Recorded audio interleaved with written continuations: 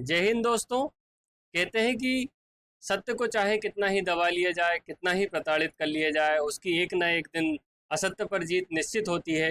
दोस्तों, यही आज भारतीय राजनीति और भारतीय लोकतंत्र में देखा गया, जहां तमिलनाडु सरकार की जीत हुई और वहां के राज्यपाल के निर्णय को सुप्रीम कोर्ट द्वारा असंवैधानिक घोषित किया गया। तो दोस्तों, देखते हैं आज क्या मामला है और सुप्रीम कोर्ट ने क्या टिप्पणी की है। तो दोस्तों, आज के दिन 8 अप्रैल 2025 को सर्वोच्च न्यायालय ने तमिलनाडु सरकार और जो राज्यपाल है वहाँ के RN रवि के बीच जो चल रहे विवाद के संबंध में अपना निर्णय दिया, जिसमें राज्यपाल द्वारा जो तमिलनाडु सरकार के जो विधेयक है उन पे जो रोक लगाई गई थी उसे असंवैधानिक घोषित किया गया। तो इसका क्या कारण है, ये क्या मामला है पूरा। तो दोस्तों, सबसे पहले ये मामला है केंद्र राज्य संबंध और भारत के संघीय ढांचे से संबंधित है, जिसमें केंद्र सरकार अपने एक प्रतिनिधि के रूप में राज्य स्तर पर राज्यपाल के रूप में नामांकित करती है। राज्यपाल जो राज्य सरकार के जो विधेयक होते हैं, वहाँ की जो विधानसभा होती है उसके विधेयकों पे हस्ताक्षर करके कानून के रूप में परिणित करते हैं। कभी कभी राज्यपाल का जो पद दोस्तों इसलिए विवाद में आ गया क्योंकि ये केंद्र के प्रतिनिधि के रूप में राज्य सरकार की निंदा करते हैं, उपेक्षा करते हैं और केंद्र सरकार के निर्देशों को मानते हैं।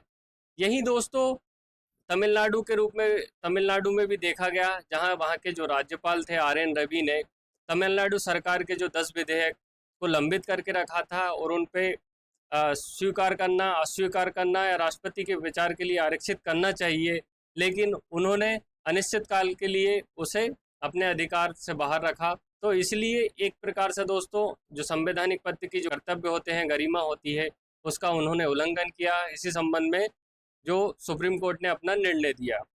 अब सुप्रीम कोर्ट ने निर्णय ये दिया कि यह फैसला राज्य विधानसभाओं की विधायी शक्तियों को मजबूत करता है, विधानसभाओं की जो शक्तियां होती है उसे मजबूत करता है, क्योंकि जो कानून बना है दोस्तों विधानसभाओं द्वारा बनाया गया है और एक पद जो राज्यपाल का पद है जो पूरे राज्य की जनता की जो इच्छाओं को प्रतिबंधित नहीं कर सकता है, उन पर रोक नहीं लगा सकता।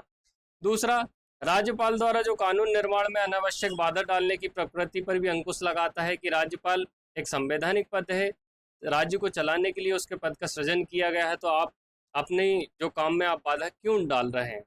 फिर इसके बाद राज्यपाल को मंत्रिपरिषद की सलाह पर कार्य करना चाहिए और उन्हें विधेयक को रोकने या कोई स्वेच्छाचारी अधिकार नहीं है कि राज्य का जो राज्यपाल होता है वो राज्य सरकार के जो मंत्रिमंडल है उन्होंने जो डिसीजन दिया उस पर साइन करना रहता है।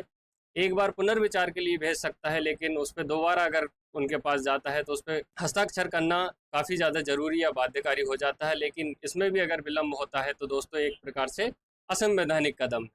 अब वहाँ के जो मुख्यमंत्री है MK स्टालिन तमिलनाडु के, उन्होंने सुप्रीम कोर्ट के इस फैसले को किस रूप में लिया, तो MK स्टालिन ने इस फैसले को राज्य की स्वायत्ता और भारतीय संघवाद और भारतीय लोकतंत्र और भारतीय संविधान की जीत के रूप में माना। अब देखते हैं दोस्तों कि जो सुप्रीम कोर्ट का हाल ही में आज आया हुआ डिसीजन है उसे भारतीय राजनीति और भारतीय लोकतंत्र के संबंध में भविष्य में क्या प्रभाव पड़ेगा। तो सबसे पहले दोस्तों कि संवैधानिक संतुलन को बनाए रखने की दिशा में एक महत्वपूर्ण कदम है, क्योंकि केंद्र सरकार अपने प्रतिनिधि के तौर पर राज्य सरकार में मनमाफिक दबाव नहीं डाल सकती है। फिर राज्य सरकारों और राज्यपाल के बीच शक्ति का संघर्ष स्पष्ट करता है दोस्तों। यही बात हमने दिल्ली में भी देखी, पश्चिम बंगाल में भी देखी गई है कि राज्य सरकार कुछ कहती है और वहाँ का राज्यपाल कुछ और कहता है, जबकि होना ये चाहिए संविधान के अनुरूप दोस्तों कि राज्य सरकार ने अगर कोई डिसीजन बहुमत से दिया है तो राज्यपाल उस पर साइन करे, ना कि केंद्र सरकार के निर्देशों या आदेशों को माने।